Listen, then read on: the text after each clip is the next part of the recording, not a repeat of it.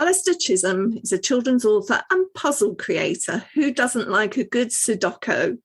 He's written picture books for younger children, including the recently published Inch and Grub, a story about cavemen, illustrated by David Roberts. Lucky, that's a great one to have illustrating your book. His first middle grade novel, Orion Lost, is a thrilling science fiction story about teenagers lost in space. And now Alastair has written a second science fiction novel, Adam-2. It's about a battle between robots and humans, and it's set in an Edinburgh of the future that's been destroyed by the ravages of war. Welcome into the Reading Corner, Alastair. Thank you very much. Thanks for having me. So nice to have you here. I wondered, to kick us off, whether you could set the story up in your words. So Adam-2 is about a little robot called Adam. And for hundreds of years, he has been living in the basement of a building somewhere in Edinburgh and has no idea what's been going on. And he's been going through exactly the same routine day after day. And he's been essentially practicing to be a good boy. And one day he gets discovered by two humans who bring him up to the surface. And when he gets there, he discovers that the whole of the city, the whole of the world has been devastated by a war between humans and robots. And everybody on the human side absolutely distrusts him. And everybody on the robot side, well, we don't know about that yet. And Adam has got to figure out what's going on, and he's got to try and figure out how he can resolve the war. And it turns out that there's something about him that could actually end the war for either side, and he has to decide which side he's on. Not an easy choice. Now, I want to talk a little bit about Adam, because you use the word little, makes us feel protective towards him. It's sort of diminutive. He's a robot. He's actually very old. I mean, he's been trapped in a basement for over 200 years, and yet he's a young, even naive boy. And that's an interesting juxtaposition. It's a lot of potential from a writer's perspective, and I wondered what opportunities it presented to you. Well, when I was thinking about the original story, ideas, flow and come and go. And usually it's one scene or another that really hooks me into a story. And the scene that I had was of a little boy living in the basement and going through the same routine day after day. And I thought it would have to be for a very, very long time that he was doing this. So as I thought about that, I thought, well, how would that be possible? And I thought, okay, he's a robot. And straight away, I latched onto this, and I love this idea, because I thought the thing about a robot is that for them to develop and grow is actually, that's the most difficult problem of all, to teach robots how to develop themselves. So Adam has essentially been down there, and he has been given instructions from the figure that he refers to as father to practice being a good boy. And because he is trying to be good, he diligently follows these instructions. I love this idea because I thought when he comes out, he's going to see everything through that prism of what he's actually been taught. He is generally quite optimistic. He's a bit naive. He is very well intentioned, and he is absolutely convinced that this is all just a misunderstanding that could be sorted out if everybody could get around the table. And well, we see what actually happens when he gets there. But it did allow me to have a lot of fun with him exploring the world, and seeing the world through somebody quite naive sometimes allows me to fit in secret little things that the reader would pick up on that Adam doesn't. And also, as he actually becomes slightly more wise, and as he becomes possibly even a little bit downhearted and by what he's seeing, I think it's good, because the reader themselves feels quite sort of sad at what he's seeing as well. So it all just fitted together really nicely. You very cleverly obviously start the story from his perspective. We get an internal view from Adam and his actions. And so we really do feel quite connected to him right at the very beginning. And then you bring in two other children. I wonder whether we could just maybe tell us a little bit about that. And you're going to read that part of the story to us when they arrive on the scene. Well, the two humans who turn up, they're the ones who Adam is going to make a connection with through the book, and they're two of the main human characters. And one is Runa, who is a young girl who's very sort of interested in tech and science, and although she sort of sees the enemy robots as a danger, She also really is quite slightly fascinated by them. And the other one is Lyndon, and Lyndon is much more hostile. Lyndon's mother was killed by these robots, and Lyndon really sees the world as black and white. That the humans are good and the robots must be destroyed at all cost. So when Adam comes across them, you can imagine that they have very different take on what Adam represents. So I could read that just now. This is quite early on, and this is starting with Adam. So Adam's been in the basement. He's been going through his routine, which is exactly the same every day. And every day he wakes up and it's always the same. And then Adam woke up in the basement. Something was different. He lay quietly blinking in the dark. It wasn't time for getting up yet, but he was awake because he'd heard something. Something had woken him up. A banging noise, perhaps 20 meters away, seeming to come from somewhere out beyond the door. Banging, something breaking, and then a shuffling sound coming nearer. What should he do? Should he turn the light on? He wasn't sure. The light was for morning. He left it off and listened. The sound was just beyond the doorway now. Two sounds, he thought, distinct, little flutters of something, like speaking. It was two people speaking to each other. Adam tried to process this, but instead found himself blinking again and again, apparently without his control. He sat up and waited. There was a scratch at the door. The voices were right outside. And then a movement. He could see the door trembling. A metallic click, and it opened. Just a crack, just until it pushed against a box. Two thin lances of light moved behind it. The voices muttered again. Stuck, one of them said.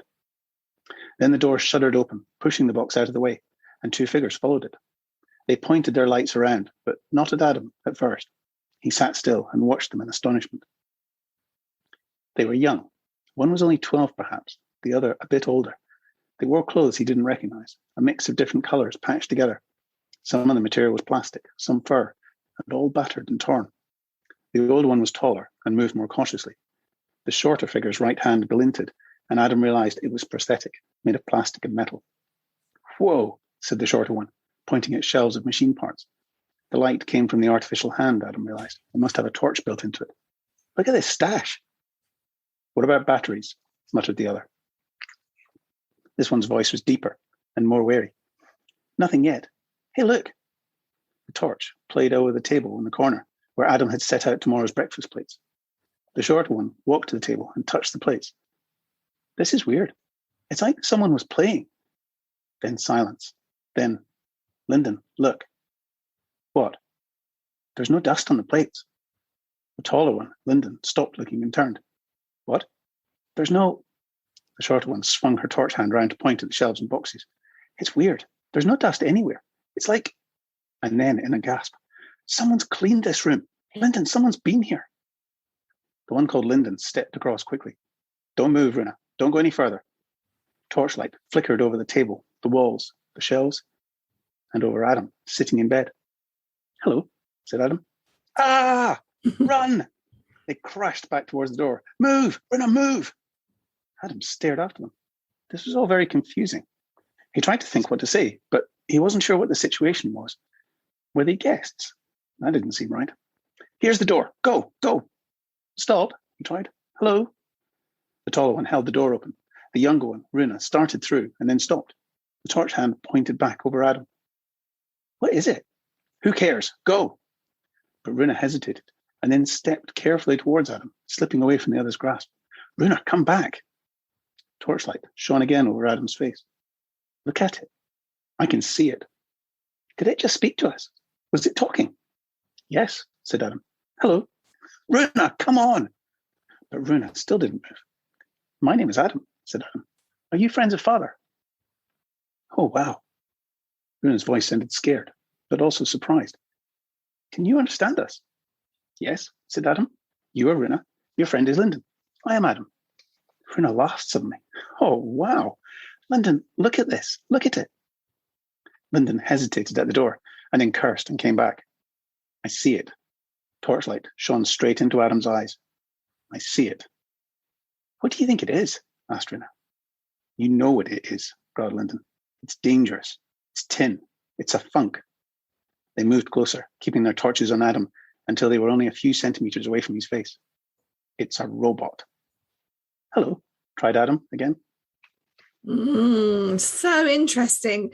And there's a lot there that as you read on in the story, you look back and think about it. I mean, Runa and her prosthetic hand, I mean, she's really, to some extent, she's got cyborg qualities, that because there's a melding together of the two in her. That's right. And she actually is very self-conscious about it, being in the human camp. So at one point, she gets mocked for it by some of the other humans. And at another point, when Adam's looking at her hand, he compares it to his own and said, well, we're similar. And although Runa is a nice person and likes Adam, her reaction is, no, we're definitely not similar. So that was fun to play with as well. I also want to pick up, unsurprisingly, on pronouns, because not only Lyndon, for whom you use the pronouns ze and here, and I think that's the first time that I've seen gender inclusive pronouns used in a children's middle grade book, but I could be wrong. But also the pronouns used for Adam at this point, where they're calling him an it. And I think it's quite interesting how we come to perceive these characters. Yes. When I was thinking about the characters at first, Adam was very clear in my head. Adam was a he, and that's how Adam saw himself, and he was straightforward. And then Runa was the next character that I came up with as being the adventurous one. And I knew that Runa needed a partner, somebody, a friend or something like that. And I was thinking, would it be a boy? Would it be a girl? And then I thought, well, actually, maybe it's neither. Maybe it's somebody who is non-binary. And I started to think up Lyndon's character, and I had to think about what pronouns Lyndon might use, and obviously they is the most common. But I noticed that there are others as well. I think Ni and Nim is one, and Zian here is the other. And somehow it just felt right. These were the pronouns that it felt like Lyndon would use, Zian here. And after that, Lyndon was really quite real in my head, and I realized that actually Lyndon was really taking over the story to a certain extent. It had been Runa and Adam, but Lyndon and Lyndon's relationship became the key, because Lyndon is so hostile to begin with. Lyndon's conflicted because of her parents dying, and the way that Lyndon reacts to Adam was reflected by that. So Lyndon, I thought, would be a person who really understood the importance of pronouns. Lyndon insists that Adam is an it. Adam is the robot it all the way through. And even when the other humans are starting to adapt a little bit, and so one of them, for example, starts referring to Adam as he, and Lyndon corrects him and says, no, it's an it. It's not a he. Because in my mind, from Lyndon's point of view, you can't use the right pronouns because this is not a person, and it's only at the very end of the book, when Lyndon actually understands that Adam is a person, that at that point he starts to use the right pronouns. So it gave me a way of talking about the differences between them, but also it really just developed because this is what Lyndon would do. As I found during the book, I was really asking myself what Lyndon would do. He became really very real. I want to ask you now about the war and the funks and what's gone on here, because originally these robots were created by humans, as we do, to make our lives easier. So they're sort of rogue robots, which, of course, there's a whole history of rogue robots in science fiction writing. But tell us about your war and what's gone on here. So the evil robot, the Terminator kind of robot, was the thing that I was playing with here. The idea that the robots have risen up and we've all become conquered, and we're sort of desperately fighting back. And also the idea that in all of these kind of science fiction ideas, it's always the idea that it's human ingenuity that will win the day, because the robots can't be ingenious and they can't do this. So then I had Adam, who is in fact quite ingenious and has spent 200 years practicing fixing things and thinking about things that aren't the way that they actually are, and all that sort of thing. And he comes out into this world where the funks, the functional consciousness robots, are actually like the B-movie science fiction characters. They're deadly, they're dangerous, they're fast, but they're stupid and they can't innovate. And he knows that he's an early version of them. So the question is, how could this possibly be? And what I was really thinking about at the time when I thought about it is that we spend a lot of time thinking about the threat that artificial intelligence could pose on us.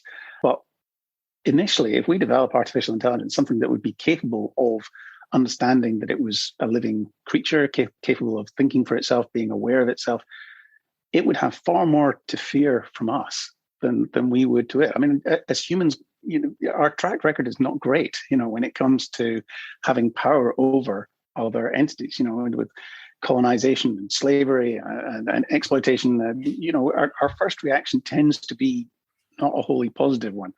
And all you can hope is that then we learn and we change our approach. And often it takes the next generation before we change our approach. But so I thought, actually, why wouldn't the robots be scared of us? And in this book, I'm sort of exploring this idea that from their point of view, they were slaves and they were treated really, really badly. And they don't see it as a sort of uprising. They see it as them taking back control against the horrible humans.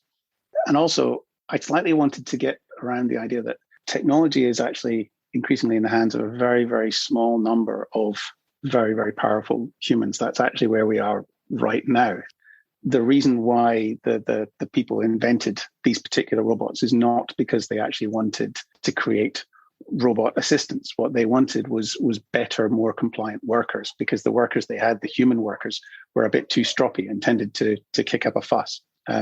So what they wanted was compliant. They wanted slaves. So it was trying to sort of turn this thing around on its head and say it's maybe not the evil robots. Maybe it's us we need to look at. It's dark. It's very dark. So he's called Adam-2. Can you tell us something about Adam-1? I like the idea of him being Adam-2. I don't know why he became Adam-2, but he was right from the start. And then eventually I realized that I could use this. So the idea had been roughly that rather than creating these robots, this artificial intelligence, as a sort of end of a tremendous project, decades of research, the person who'd invented them had actually accidentally come up with it. He did it on his first try. He'd hit the jackpot and didn't really understand why. But the artificial intelligence that he created was just a little bit too clever and not compliant enough. So the idea was that with every generation, they were trying to dumb them down a bit and actually make them more compliant. So Adam-1 only sort of gets a mention as a shadow, but Adam-1 is the one who essentially led the revolution and reprogrammed the funks. So there was an idea that the funks themselves were also not wholly under their own control either. They'd gone from being slaves of the humans to essentially slaves of Adam-1. Programming is something that crops up later because there's a sense in which the funks are programmed, but in a sense, the humans are programmed by their social conditioning as well. Absolutely, yes. We as humans, that's what we do. We pass on what we think we know to the next generation, and some of it's good. A lot of it's good.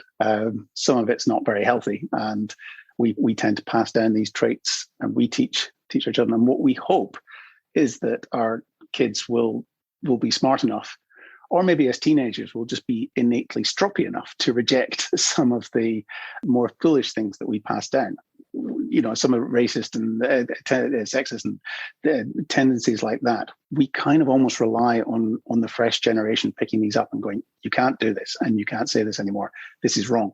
So yes, a lot of the book was to try and mirror the way that we're teaching them, our children. We're kind of programming them a bit, and we hope that they're going to be smart enough to break out of their programming on the crucial things. It's interesting because when I first picked the book up with the title, I was thinking Adam-2, Adam-1 must have been Adam and Eve. That's where my head was at that point until I read on into the book. But you do draw on mythic elements in the story, and you kind of link the creator, Galbraith, to Prometheus, who created, the clay human figures, Geppetto, who we know from Pinocchio. It sort of gives a depth to the story by linking it into various mythologies. I'd love to say that it was super deep. I just really enjoyed having fun with ideas like that. I'm fascinated by stories, obviously, and I love the way that stories develop and change depending on where you are and what your current situation is. So I really like the idea that Geppetto and Prometheus would end up merged in with other creation myths and would end up merged in with Galbraith, the inventor.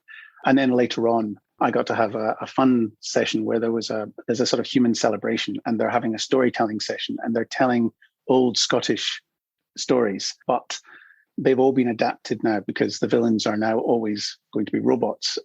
So all of these stories are actually things which are based on real stories. So for example, I reference Burke and Hare, but in this case, they're villainous body snatching robots. You know, they're sort of evil robots, and the Finn McCool gets a mention. I even managed to sneak in a very quick reference to Trainspotting, which you don't get a lot of in middle grade, I'd say. Yeah. So that was quite fun. So I suppose this would be quite a good point, actually, to mention another mythic character, a sort of healing, wise old woman, the Cailleach. Tell us a little bit about her. She comes in later in the story. Yes, the Cailleach is a figure of Scottish mythology.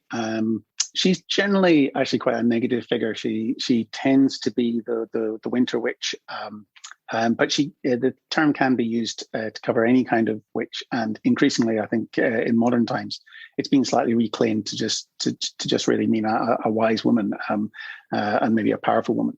And I wanted a figure who was slightly neutral, who Adam could look at to see some alternatives. So the idea about the Cailleach is that she has taken over an area of Edinburgh.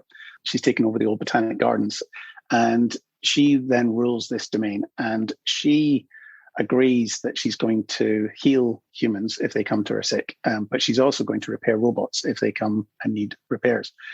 And so she's ended up as this figure in between. And she, as a consequence, she tends to not get trusted by either side. So when Adam meets her, he doesn't really know this. He's just talking to her. And she was a way that I could actually ask Adam quite difficult questions about morality. So at the time that Adam sees her, he needs something which is going to heal a human. And there's only one left. And the Cailleach actually challenges him to justify using this device because the woman he wants to heal is very old. It could go to a younger person. How do you make that decision? And it's the first time really that I think Adam has to face up to the fact that morality is grayer than he thought. And in the end, he makes a decision which ends up having an effect later on down in the book. Mm. I do want to talk about some of the themes that come through. So in one sense, this is about the futility of war. There's quite a lot of a discussion about that. It's quite interesting that the battle scene towards the end feels more medieval than futuristic. It was almost like Culloden. Well, I definitely wanted to get this idea that both sides had run themselves down into the ground. This war, it was a terrible thing that had happened. And the fact that they just could not get out of this mindset was grinding them down. So you've got these incredibly powerful, clever, technological, advanced robots who are throwing spears because they don't have the ability to make ammunition anymore. You've got humans who know the theory about how to make antibiotics, but just can't set up the supply chain needed or the infrastructure needed to create it. And by the end, both sides, to a certain extent, have just thought, right, let's just end this. And they're just, as you say, they're just kind of running towards each other, thinking that this is, we might as well just go. So there was definitely that feeling. I also really wanted to cover empathy and the ability to see other people's point of views, because obviously with these two sides being so entrenched, the idea of Adam being able to come in and try and see things from both sides of view was the sort of catalyst for change. So that was for me a very important theme all the way through. You know, from both Runa and Lyndon's different attitudes when faced with Adam, to the way that I was trying to change the point of view, shift from Adam to Lyndon and then back again, and then the robots themselves and maybe the truth about maybe what did happen, what didn't happen, and all that kind of thing. Mm. And there's a quote here that does relate obviously to your story, but just seemed to be so prescient, and maybe it always has been, but there's a point where, you know, robots and humans do come together, And the quote is, "We have to talk to each other. This is how the world recovers." That, I think, is hopefully the message that I'd like to think that people would take away from the book. Yeah. Brilliant. Well, it has been brilliant talking to you about Adam-2, but I've got one final question for you, and it's about puzzle creation. I want to know whether you use the same part of your brain for creating puzzles as you do for writing fiction. Not exactly, but there are definitely parallels. Yes, I'm quite geeky. I quite like solving and setting up puzzles. When you're thinking about a good puzzle, what you're generally trying to do is set up something where you have enough clues that you could work it out, and a feeling that once you've got it, that is the right answer, and that's the only answer it could possibly be. Now, with a logic puzzle, the idea is you really should be able to work it out right from the start. With a novel, it's more like a sort of little journey that you're taking them on. But you still want that same thing. You still want, when the answer is actually revealed, you want the reader to be thinking, oh, yeah, that makes sense. You don't want them to be thinking, wait a minute, what about this bit? That doesn't fit, or that doesn't fit. And you don't want them halfway through to think, oh, I know where this is going. So you want to try and twist a little bit. But when you do twist, you want them to think, yes, all those odd things that I read, they all actually make sense.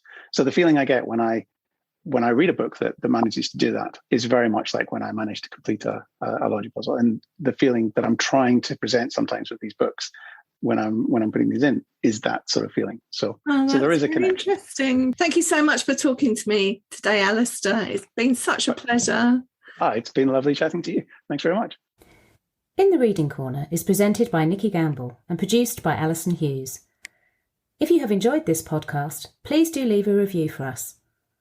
To find out about other projects, including an audience with events and the Exploring Children's Literature Summer School, visit www.exploringchildrensliterature.uk. Join us again soon in the Reading Corner on your favourite podcast platform.